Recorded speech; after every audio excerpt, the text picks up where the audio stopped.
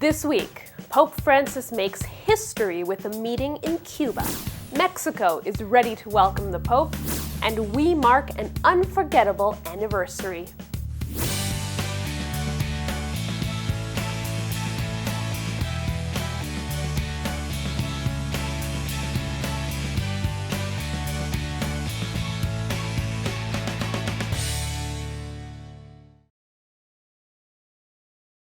Hello and welcome to another edition of Vatican Connections. This week we're looking at the Pope's trip to Mexico, among other things.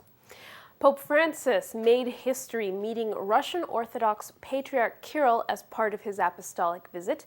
Now, the Vatican announced the meeting last Friday. The Pope left Rome earlier than scheduled and made a stopover in Havana, Cuba. Patriarch Kirill is there on his own apostolic visit to South America. A 2-hour meeting happened, and at the end, they signed a joint declaration. They stayed at Havana's airport the whole time, and of course, it is the first time that a pope and a patriarch have met, much less signed a joint declaration. This meeting was 2 years in the making. We know the focus was on the persecution of Christians in the Middle East. Russian Orthodox Metropolitan Hilarion, who is responsible for that church's foreign relations, said the meeting does not mean that the obstacles creating tension between the churches have been resolved, but the issue of Christians being persecuted requires the two churches to work together. There were two important sets of meetings this week at the Vatican. First, the Commission for the Protection of Minors held 7 days of meetings, and then the Council of Cardinals met for 2 days. Now, the Commission for the Protection of Minors spent their 7 days working in small groups on a variety of projects. They will be asking Pope Francis to create a universal day of prayer for victims of clerical sex abuse. In a statement written by the Commission, we learned that they have met with several bishops' conferences about best practices and have meetings and seminars scheduled with more Episcopal conferences coming up. Now, the Commission also asked one member, Peter Saunders, to take a leave of absence and reflect on how he can help the Commission. Saunders is a British survivor of sex abuse who started a network to help other survivors. He was named to this commission by Pope Francis. Marie Collins, another abuse survivor who is on the panel, wrote in a U.S. newspaper that the commission is a policy-making body, and that's slow and tedious work. Any attempts to get involved in individual cases goes directly against the commission's mandate. Now, that was one of the key things the commission discussed before proposing Saunders take time off. Collins also said she has full confidence in the work of the Commission, but not so much when it comes to the Vatican Curia. She said there are many good men in the Curia who understand the need for this Commission and for new policies, but there are also many who do not. Now, right after that meeting, the Council of Cardinals held their 13th session. They completed their work on a blueprint to form 2 new dicasteries and started an initial review of some other dicasteries and departments that could get reworked. This round of meetings was a bit shorter than usual due to Pope Francis' schedule and, of course, Ash Wednesday. It is the year of mercy, and Pope Francis has talked a lot about reaching out to people who are hurt and wounded. Now, he recently received a letter from a group in the Diocese of Fossano, Italy. This group is called L'Anello Perduto, or the Lost Ring. It provides pastoral care to Catholics who are separated or divorced, and in some cases even civilly remarried. Now, the group wanted to share the work that they do with Pope Francis, and as he often does, he picked up the phone and called the leader of the group to talk about their work. He also invited the group to the Vatican for an audience. Now, some people have seen this move as a sign that his forthcoming exhortation on the family might open up new possibilities for Catholics who are divorced and remarried. Now, that might actually just be reading too much into the whole thing. Based on what the group reported, he really just wants to hear how they care pastorally for Catholics in this difficult situation.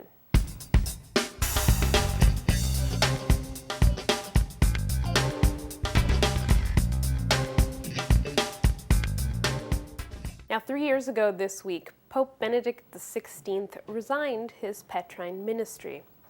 Unexpected, but not unprecedented, his announcement caught everyone off guard and sparked renewed interest in the Church. Let's take a look back at that historic day. Qua propter bene consus pontes huius actus plena libertate declaro, me ministerio episcopi Rome, successore Sancti Petri, vi permanens cardinalium, die 11 aprilis bis 15 commissum, renunciare ita da die 28 februari bis 13 hora 20, sedes Rome, sede Sancti Petri vacet, et conclave ad elicendum novum sum pontificem, episcopus competit convocandum esse. Now, the cardinals at that consistory were just as stunned as everyone else. Some prelates shared their initial reactions with CNS. We were there for a normal consistory meeting where, before the Pope canonizes new saints, he calls all of us, cardinals, bishops around, and says, this is their life. Do you vote in favor of canonization or do you not? We got the papers long before. And when we concluded that, we were about to get the blessing. And he said, please sit down. I have something to say important for the Church. So it was for us a surprise, like thunder that gives no notice that it's coming. As he moved on, from what he was saying as the introduction, I began to fear that that's what he would come to. The cardinals, each one looked at the other in silence, in surprise, but it was clear what he said. At the end, there was silence. Then the Cardinal Dean got up and spoke. Obviously, he was hinted before, because he had written what he said, Cardinal Sodano, and he said our mind. We are surprised. We love you, Holy Father. We are near you. We know you have done this because of your love for the Church. And we will stand near you and we will do our best for the Church. I haven't any doubt about his wisdom. I have known him for more years to have any doubt at all. He doesn't rush. He is not rash. He is gentle, but he's also clear-headed and firm. So it could not have been an idea he got the day before. It had to be a wrenching decision for him to make. The fact that he is certain he made the right decision, I'm quite sure he is certain of that, still doesn't change the emotions. He's still, I'm sure, anticipating in the next 2 weeks, which are going to be very difficult leading up to his actual resignation. And then the adjustment that will be made to try to separate himself from these wonderful years that, during which he's led us, and to a whole new surroundings and way of life. In one sense, it will be easier for him, but in another sense, it's going to be a very traumatic transition, I think. So I've been kind of praying and quite taken by it. For his sake, mainly, really.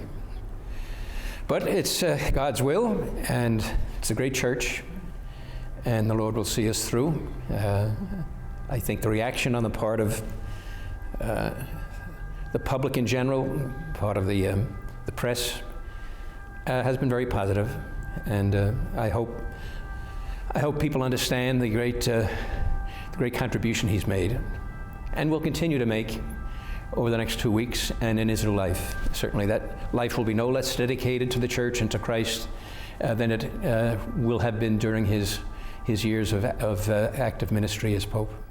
On February 28th, 2013, Pope Benedict left the Vatican for the last time as reigning pontiff, bringing to a close his 8-year pontificate.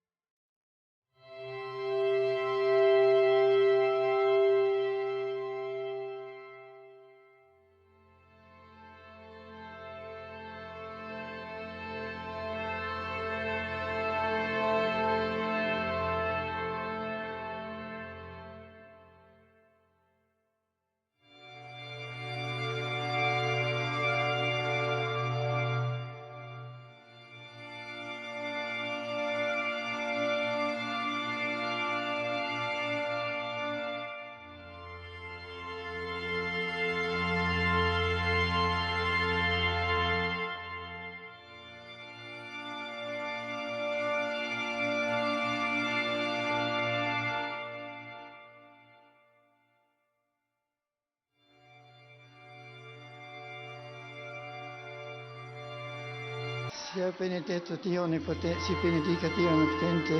Padre e Figlio e Spirito Santo. Grazie, buonanotte.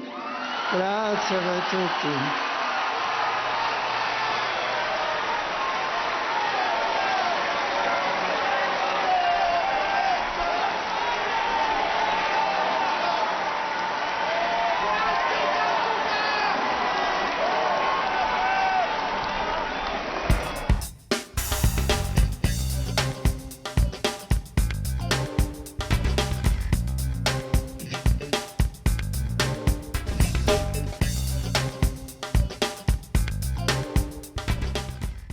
Let's take a look now at what Pope Francis has been doing this week.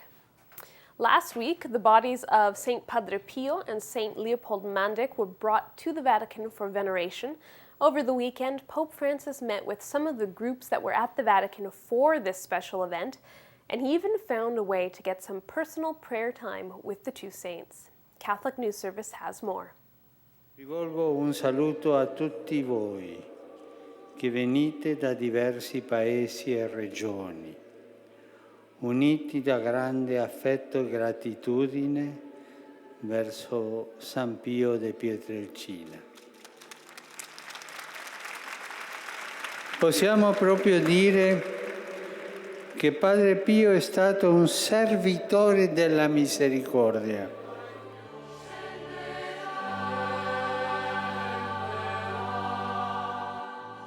There's a vitality to popular piety. The fact that so many people find inspiration in Pio gives us something of how God is expressing God's presence here and now. I think the veneration of the relics is a sign of respect for the person, for the saint, Padre Pio, and the devotion to Pio seems to stretch across all borders.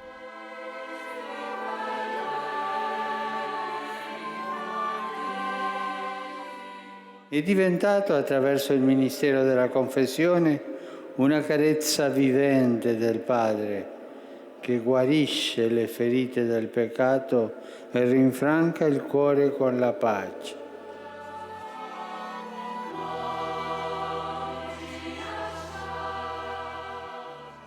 Padre Pio had that gift of saying to somebody straightforward, "You're a sinner. Clean up your act, and come back to God." Sometimes he'd throw you right out of the confessional, but very seldom did they not return. He knew how to speak to a person whose soul has really been kind of rotted, but yet he was able to bring those people back into the fold.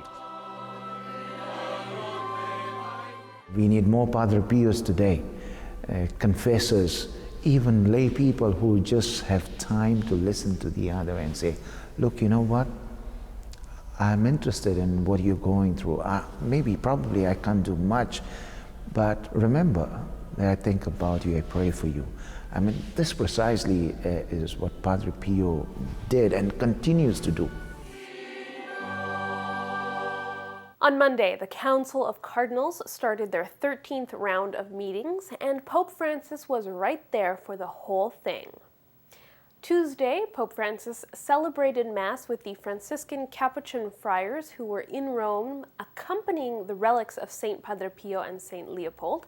Also on Tuesday, Pope Francis met with the priests who have been chosen to be missionaries of mercy during this Jubilee year. Let's take a look.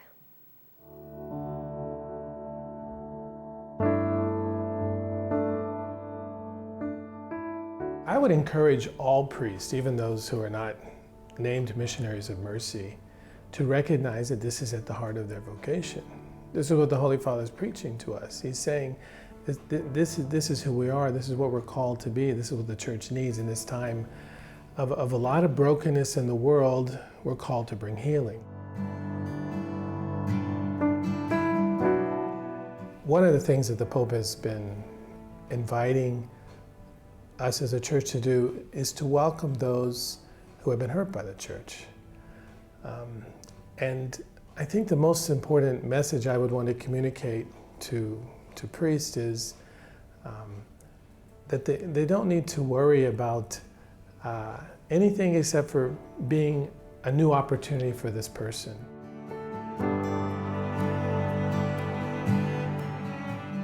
We have lost so many people in our congregations because of the sin of the sexual abuse of children and others, and practices of bullying and those sorts of things. Many of them want to be able to tell their story, to be heard and to have their hurt acknowledged for the hurt it is, the wrong it was, and to be helped to leave that behind, to experience the healing that is offered by a God of mercy.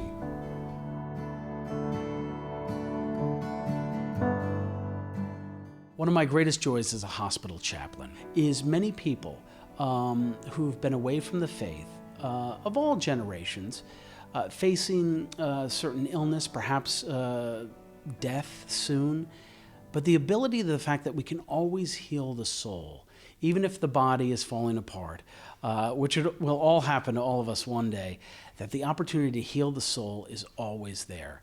So one of the greatest joys is, people will say, Father, it's been 30 years since I've got a confession, or Father, it's been 20 years. And to be able to sit down with those people gently, calmly, the way Christ would meet the woman at the well or Joseph of Arimathea at night, and have those one-on-one encounters as an instrument only of Christ, and to be able to give the peace, mercy, and reconciliation like the Father is merciful, the theme of the Jubilee year, to Catholics, it's sublime.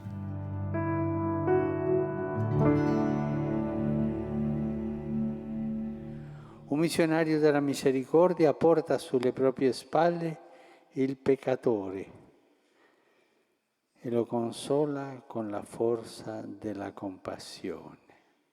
Quando sentirete il peso dei peccati a voi confessati e la limitatezza della vostra persona e delle vostre parole, confidate nella forza della misericordia, che a tutti va incontro come amore e che non conosce confini. Wednesday was, of course, Ash Wednesday. The day started with the usual general audience and was followed by Ash Wednesday Mass. Now this year, the Mass was at the Vatican and not at the Basilica of St. Sabina. It was also the official send-off for the Missionaries of Mercy. Here's a look at the general audience. Se non sbaglio, ma più o meno, questa è una cosa che le cifre non sono sicure, ma l'80% delle ricchezze dell'umanità sono nelle mani di meno di un 20% della gente. È un giubileo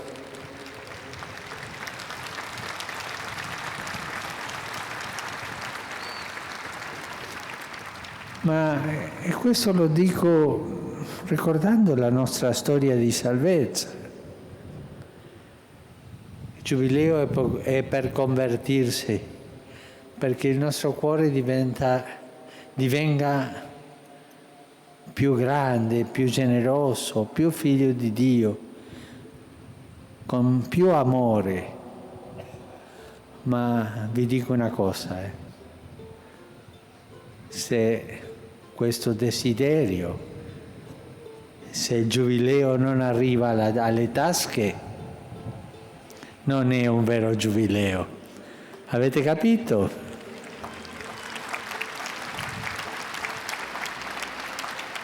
E questo è nella Bibbia, non l'inventa questo Papa, no, è nella Bibbia.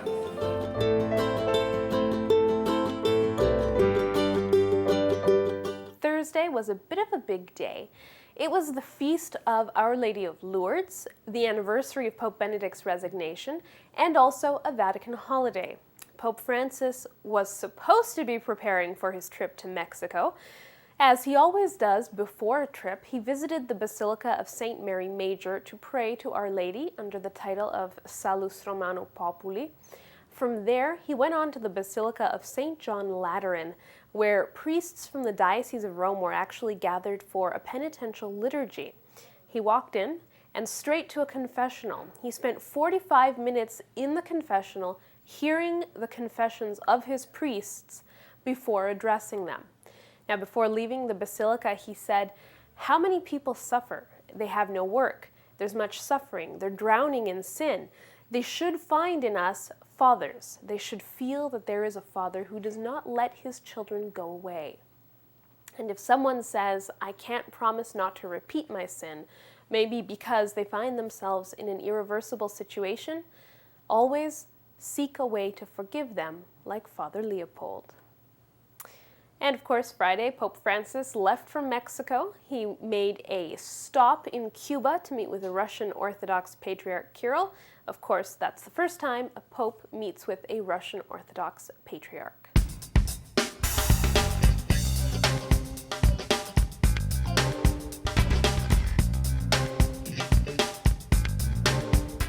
Time to take a look at the resignations and nominations that came in this week. First up, Pope Francis has appointed Monsignor Peter Wells, the top-ranked American at the Vatican, as the new papal nuncio to Botswana and South Africa. This also elevates him to the rank of Archbishop. Now, Monsignor Wells has served at the Secretary of State since 2002, and since 2009, he has been the number 3 official at the Secretary of State, but the one person North American clergy would turn to if they need anything. Over at the fairly new Secretariat for Communication, we have learned that the Secretariat will have a department for theological and pastoral matters. And leading that new department, as of this week, is Natasha Govakar. She is a professor of theology at Rome's Centro Aletti. Also, the technical director for the Secretariat will be Francesco Masci. He's a layperson who has been a manager of all things tech-related for the Vatican's Internet Office.